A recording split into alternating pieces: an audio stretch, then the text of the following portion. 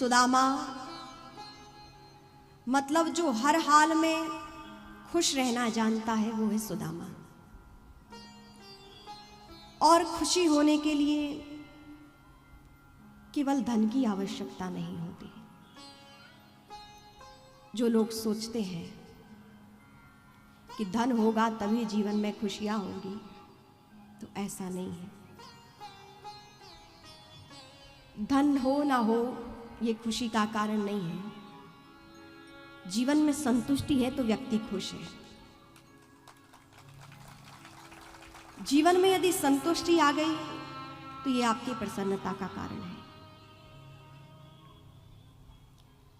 कैसे है सुदाम देव जी महाराज? अत्यंत गरीब है।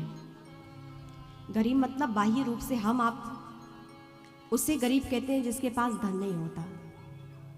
अमीर उसे कहते हैं जिसके पास धन हो। तो हमारी दृष्टि से सुदाम देव जी महाराज गरीब हुए क्योंकि उनके पास धन नहीं था। लेकिन महापुरुषों की दृष्टि से देखें तो सुदामा जैसा अमीर कोई नहीं है, धनी कोई नहीं है, क्योंकि उनके पास परम धन था। भगवान नाम रूपी उनके पास धन नहीं था, धन था।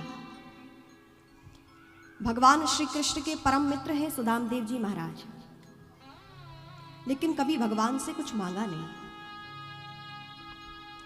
यदि हमें पता चल जाए किसी का कोई मित्र परम धनी हो तो सबको बताता घूमता है कि ये हमारे मित्र हैं। होता है कि नहीं? लेकिन सुदाम देव जी महाराज की पत्नी को भी नहीं मालूम था कि द्वारिकाधीश, द्वारिका के राजा हमारे पति के मित्र हैं। पत्नी तक को नहीं मालूम था, क्योंकि भगवान श्री कृष्ण की और सुदामा की जो मित्रता है वो धन पे आधारित नहीं है, प्रेम पर आधारित है। मित्रता वो है। किसी ने पूछा कि मित्रता का मतलब क्या है? बहुत सुंदर उत्तर दिया कि जहां मतलब हो वहां मित्रता नहीं होती। जहां मतलब हो वहां मित्रता नहीं होती। मित्रता तो निस्वार्थ प्रेम का नाम मित्रता है। निस्वार्थ प्रेम जहां है वहां मित्रता है। भगवान कृष्ण की और सुदाम देव जी महाराज की ऐसी ही मित्रता थी।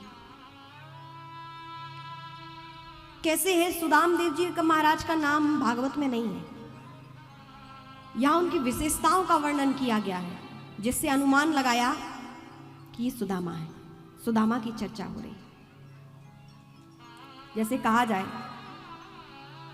कोई किसी के स्वरूप का वर्णन कर दे तो उस व्यक्ति का नाम पता चल जाता है ना? या उसके कार्य की महिमा गा दी जाए, कह दी जाए तो पता चल जाता है कि किस व्यक्ति की चर्चा हो रही है। मान लीजिए कह दिया जाए कि चाइना को बहुत अच्छे से सबक किसी ने दे दिया है, या अन्य राष्ट्रों में भारत की प्रतिष्ठा उन्होंने कर दी है। भगवान राम जो टेंट में बैठे थे आज भव्य महल में बैठे हैं, जिनकी वजह से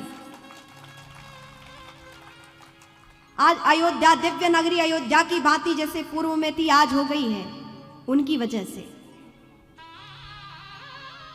भगवान काशी विश्वनाथ दिव्य परिसर में बैठे हैं आज उनकी वजह से। उज्जैन में आज उज्जैन लोक बना हुआ है, महाकाल लोक, आज उनकी वजह से। अब आप समझ रहे हो किसकी बात हो रही है? बताइए बताइए। आदरणीय भारतीय प्रधानमंत्री श्री नरेंद्र मोदी जी की। अब पूर्व में तो हमने नाम नहीं लिया था, पूर्व में उनकी विशेषता बताई, नाम अपने आप पता चल गया कि किन की बात हो रही है ना? ठीक उसी प्रकार भागवत जी में सुदामा जी की विशेषता बताई, नाम अपने आप पता चल गया कि किन के विषय की बात हो रही है।